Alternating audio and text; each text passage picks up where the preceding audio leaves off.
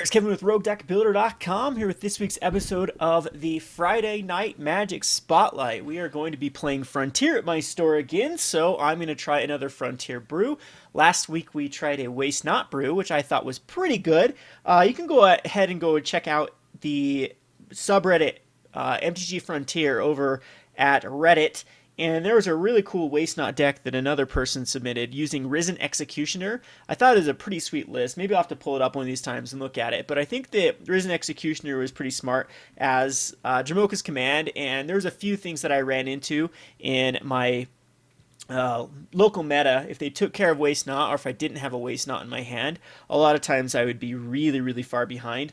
And it was so Waste Not dependent. So cards like Risen Executioner gives the deck a little more oomph, a lot more ways to finish the game, as you have a recurring 4/3. It cannot block, so you have to keep that in mind, but it still does pose a threat, and it does give all of your Waste Not tokens, the zombies, a +1/+1 for each Risen Execution you have out. So sometimes you can just turn the tables and swing for lethal quite quick with the Zombie Lord. So anyway, I'm enjoying Frontier so far. I know there still is a lot of negativity out there about the format, thinking it's a money grab, thinking it's just a terrible format that's going to get solved, blah, blah, blah, blah, blah, blah, blah. I disagree. I've played the Frontier format that we had out of the 8 people that played at my local game store. Again, not a huge sample size, but this is basically brand new players that decided to go different directions, and we had a very, very diverse 8. I think there was a lot of Bushwhacker decks. There was an Atarka Red that used Bushwhacker. There was a Black-Red aggro that was like Kaladesh, mainly a Kaladesh standard deck that was splashing in for or bringing in like lightning strikes and wild slashes from the earlier formats, and then it gave them a little bit of the upgrades so they didn't have to use like Incendiary Flow or the Galvanic Bombardment, because Wild Slash can do 2 damage to the face, as well as Lightning Strike. Both of them are instant speed, which is really, really good in the format. But it was still kind of the Smuggler's Copter version, Unlicensed Disintegration, Smuggler's Copter, Scrappy Scrounger. That deck was incredibly fast. That took down the entire 8-man. We also had a white-red deck that, again, was mainly just using the white-red artifact vehicle strategy from I think it was more red-white tokens, the deck that top 8 of the Pro Tour, with lightning strikes and a few other upgrades. So aggro is very, very alive at my local store. So this week I'm going to play an anti-aggro deck, which is going to be I'm going to call this Frontier Goggles. So do you remember the goggles, the good old goggles card from M15, or it was from Origins, the Pyromancer's Goggles, which says tap, add red to your mana pool. When you use this mana to cast an instant sorcery spell or red instant sorcery spell, you can copy it and choose new targets. So this is going to really utilize the multicolored red spells that are insanely good in the format. I said my best card, hands down, was Kolaghan's Command in the tournament. Against control, this deck was sweet. You kill Jace and make them discard a card. That seemed really, really powerful in the Waste Not deck.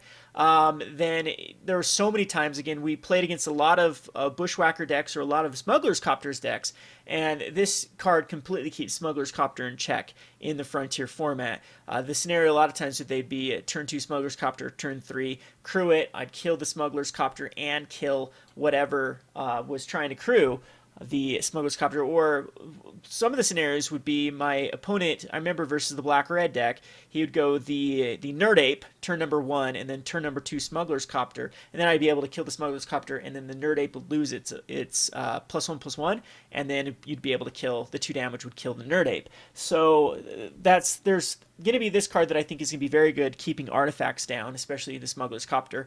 And then once the Heart of Quran comes out, it's another answer towards Heart of the Quran. So I'm loving Kolaghan's Command in the format. I think that it's definitely worthwhile using 4 of. With the Pyromancer's Goggle, that ends up being really, really powerful too, because in instant speed you can actually make your opponent discard 2 cards. Or just, I mean, copying Kolaghan's Command just seems like a blowout with Pyromancer's Goggles. Everything in this deck can also be hit with the Goblin Dark Dweller, which is another one of the best cards, I think, of the format. I thought about splashing blue just for Torrential Gearhulk, but at that point, the only things I'd really want from blue would be Dig Through Time and Torrential Gearhulk. And yes, that'd make Unlicensed Disintegration a bit better, but I just didn't think we needed it. I think between the Soulfire Grandmaster and the Pyromancer's Goggles, I think that's plenty of card advantage. We also do have one of Painful Truths. The Painful Truce was a 3 of, then a 2 of, then I decided on a 1 of. I just want one, as you can recur it back with Soulfire Grandmaster for even more card draw. I don't think we need a lot of card draw in this. Again, we're going to get the card advantage from the Pyromancer's Goggles, the Kolaghan's Commands, the Goblin Dark Dwellers, even like Crackling Dooms. Everything in here is a 2-for-1. I'd even consider in Licensed Disintegration a 2-for-1. You're killing a creature and doing 3 damage if you have the... And if you have a Pyro... Well, you only get the 3 damage if you do have the Pyromancer's Goggles out. But it still is instant speed, destroy a creature, so it's a murder with an upsize and easier for us to cast in this deck because we're running mainly red sources. So I do think that it should be a 3 of in this deck. So basically the cards that we want to copy. Wild Slash is so good early on. I like it better than Fiery Impulse because you can use this as a 4 damage spell late game off of a Pyromancer's Goggles, and this allows us to. It also damage can't be prevented, which is pretty good off of if you have a 4 mana or 4 power creature, which is the Goblin Dark Dweller. So Ferocious is going to happen with this card.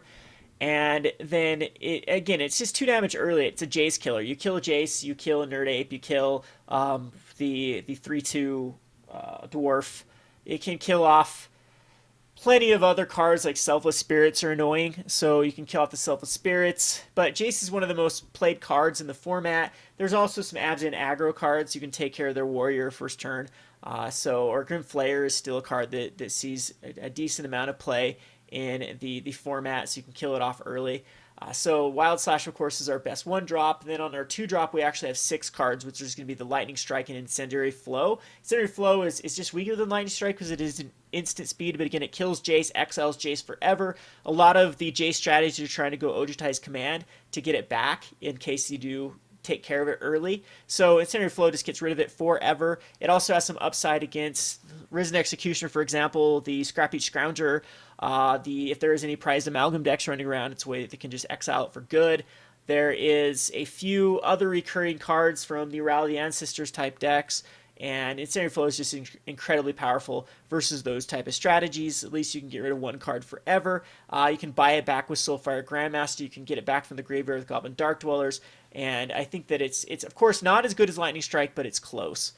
Then we've talked about the Kolaghan's Command and Licensed Disintegration Crackling Doom. The Crackling Doom is really good. It's really your counter for Siege Rhino. Siege Rhino does do 3 damage to you, but at least you can get rid of everything but 1 life that they've gained off the Siege Rhino, and then basically they will have to sacrifice the Siege Rhino. So if they have some other cards out, the biggest creature, I just like Crackling Doom because it scales really, really good. If you have to use it even to kill a Jace early, kills a Jace and 2 damage. If later on it will kill their biggest creature, and it gets around hexproof. We are seeing a lot of dragons-based strategies, whether it be Jeskai or the 4-color dragons, 5-color dragons even, or recently Esper dragons has started to get a lot of popularity. The Crackling Doom can take care of the pesky hexproof off of the Dragonlord Ojutai. Now, I'm going to be getting back to the Market Monday videos. I apologize, too, with that because I've been extremely sick for the past week, and it was just, my nose was so stuffed up, coughing. And I had a top 10 list of cards you should invest in, and really, really look at those dragons. Dragons is starting to make a really defining archetype in the Frontier format, and they're very, very, all of them are insanely inexpensive. Dragonlord Kolaghan, or not Dragonlord Kolaghan, it's the Kolaghan's Storm Fury, is a card that is starting to see play in a ton of Mardu decks especially, but token-based strategies, even dragon control-based strategies, and the card is like 35 cents on TCG Player. So I highly, highly pause this video, go see if you want to pick up any of those, because I think it's going to be a defining card in the format. Anywho, we have a 1 of Creator's Claw because Creator's Claw is just really good with the Pyromancer's Goggles as a late game way to basically copy something. You dump all of your mana into Creator's Claw. If you have a Goblin Dark Dwellers out, it's going to add another additional 2 damage. What's really cool about Creator's Claw is with the Ferocious part with the Goblin Dark Dwellers, it will at least do 2 damage. I mean, you can't spend the mana with X when you cast it from your graveyard with Goblin Dark Dwellers, but with this card, at least it will be a shock. And if you do have that Goblin Dark Dwellers out, the Creator's Claw for Pyromancer's Goggles most likely will be lethal if you spend like 6 mana into it. It's going to be, 8 damage there at that point? 8 damage, I believe. Or 7 damage, because you get the 2 of the initial for the 1. Yeah. And then you copy it, that'll be 14 damage off of just that's usually what I'm seeing is it's the scenario that's probably going to be most likely because turn 6 you'll have 7 mana. Yeah, so 7 mana. The initial one will do 2 and then plus 6, so that'll do 8 copied. That'll be 16 damage from the creator's class off of a goggles. So I do like the angle of having this be a finisher. We're running a 1-0 Chandra Torch of Defiance. I thought about the other Chandra. People forget that the Chandra Pyromaster exists. I don't know which one I like more in this one. I like this one just because you can kill off a creature and then start using it to tick up and do damage, which I slightly think was better than hitting land drops. I think that if you look at Chandra Pyromaster versus Chandra Torch of Defiance, that's what you really want to think is the 2 damage more important than actually hitting a land drop. And the ticking up with the exile or the adding mana is actually relevant in this particular deck, especially with lightning strikes and incendiary flows. And even to a point, if you're casting this turn 4, that's Kolaghan's Commander on Licensed Disintegration off of the double red, and then just having another floating black. And then the ults, both of the ults are probably going to be backbreaking. The exile top 10 cards of your library and cast an instant spell 3 times is if you even cast a lightning strike 3 times, that's going to be 9 damage. That's pretty huge. And the emblem off of this Chandra is also going to be pretty lethal in this one because whenever you cast a spell, it deals 5 damage to your player. We have a ton of spells we're going to be casting in this deck. So then the Pyromancer's Goggles and the Goblin Dark Lord is the only thing left in this deck. We've talked about them. We have in these sideboards. So sideboard is very meta dependent. I'm running just a one of Tears of Valakut just as a way to deal with. There are a lot of flying creatures actually. It deals with Avacyn. Avacyn's starting to see a little bit of way more play than week 1 in Frontier. And this really is here because it gives me a way to kill Spell Queller. And it can kill, Spell Queller is an issue. There are a few other cards every now and again you see that have flying that are an issue at 5 damage. We talk about Avacyn, all the Dragon Lords. It kills most of the Dragon Lords. So at least the one we want to kill, which is Ojutai. It also kills Kolaghan at instant speed. 5 damage can't be countered. A lot of the dragon-based strategies are trying to counter your spells, so they're waiting, and for the right time to then cast them. And Tears of Valakut, especially with Dragonlord Ojutai, they attack in thinking they have the counter magic up, and you tear it, and then that's pretty good. So this could easily be more in your sideboard if you have to go against Ojutai quite often. The Authority of the Consul is probably one of the better cards in the deck. It's kind of awkward because our mana base is very, very weird for turn 1 Authority. We have the Inspiring Vantage, the Caves, and the Battlefield Forges, so I guess we can get it out on time. But Shambling Vent we are going to run as our go-to animation land, and I'm thinking even about going up in the count of Shambling Vent. The problem with Shambling Vent is that it is kind of hard to animate without doing damage to yourself, and it's in your 2 secondary colors, not your primary color of red. But Needle Spires is just very awkward in this deck. You have to spend basically 5 mana. This is 4 mana to animate with the Shambling Vent. 3 mana because a lot of times it's going to be used defensively. Needle Spires is not a defensive card a lot of times. It's more of an aggressive card, and it takes the initial 4 mana, and then you have to attack with it. So Shambling Vent's a lot easier just for the 3 mana animate block something. And it makes like Goblin... the Rabble Master kind of awkward because they put out a token and then you can animate it, block it. Rabble Master, by the way, is going to be quite weak against this deck with Wild Slashes, Lightning Strikes, and Incendiary Flows. The Authority of Consuls, speaking of Rabble Master, Authority of Consuls is really, really powerful versus Mantis Rider type decks, versus any of the haste type cards. Kolaghan, it's really good against Kolaghan, it's really good against the Bushwhacker decks, it's good against, any of the Goblin based strategies. They are going to give you a life for every creature that comes into play, which is going to be enough to stabilize, and they enter the battlefield tapped. I thought about either running the Thalia or Authority of Consuls, and Authority of Consuls just got the nod. Thalia is a very, very powerful card because of the greedy mana bases out right now, and I'm looking to make an actual Death and Taxes based list in Frontier, because I think there's enough cards to actually do it. But I think that Thalia just dies to too much removal in this format. Like they don't have a lot of targets. Just the Soulfire Grandmaster, which Kolaghan's Command can eventually just get back late game. So I'm wanting them to keep in their removal for Soulfire Grandmaster. But if they kill a Thalia, that's a lot more backbreaking than just using their turn 2 or turn 3 on killing a Soulfire. If they kill a Thalia, then I'm back a turn which I could have been doing something like Crackling Doom, Kolaghan's Command. Authority of the Consul, however, can come out turn 1 and protect me for the entire game. So I think it gets the nod. Speaking of life gain, Blessed Alliance is still really good in the format. It's another way to deal with hexproof cards.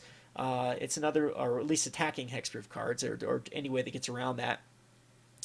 The gaining 4 life is pretty relevant. Just basically sacking an attack creature and gaining 4 life is why it's in here. It's a very, very powerful card for this particular strategy. And against those really aggressive decks, this is going to be the way that that lethal does not occur on that specific turn, especially turn 4, when we make them sack an attacking creature and gain the 4 life. At least that's my goal. The untapping is probably not going to happen too often. Kalatas is in here again for the Rally the Ancestors type decks. We can get Kalatas. Kalatas is kind of hard to get out on time. We don't have I think we have, what, 13 black sources or 11. So we have Shambling Events 2, 3, 4, 5, 6, 7, 8, 9, 10, 11, 12, 13. Okay, so we have 13 sources. So that's not too bad. So we should be able to get Kalatas on time. And if we do stick Kalatas and then start shooting down their things, then it's going to do very well against the rally type strategies.